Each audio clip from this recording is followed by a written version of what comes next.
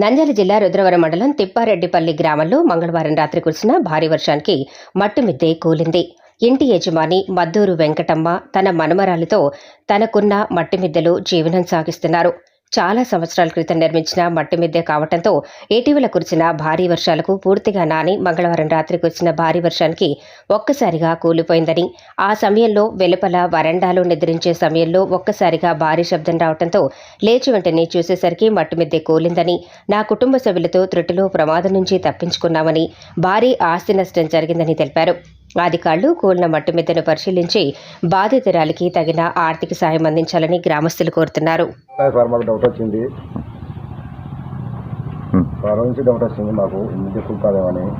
మేము రాత్రి 10 గంటల నుంచి అది డౌట్ వచ్చి డౌట్ మనకన్నా రాత్రి 10 నుంచి కూలిపోయారు మొత్తం నుంచి. మాది తిప్పారెడ్డిపల్లి. మీ పేరు సీనా? ప్రభుత్వం నుండి ఏమన్నా మీరు ప్రభుత్వం నుంచి ఏదైనా సాయం చేయాలా? మా వారపరులు డౌట్ వస్తున్నాయి సార్. అందుకు కాబట్టి బయట అనుకుంటున్నాము. రాత్రి డౌట్ వచ్చి సోపలు అన్నం తింటున్నాము, నిద్రపోతున్నాము. మాకు వద్దు, మేము 10 గంటలకు కూలించాలి.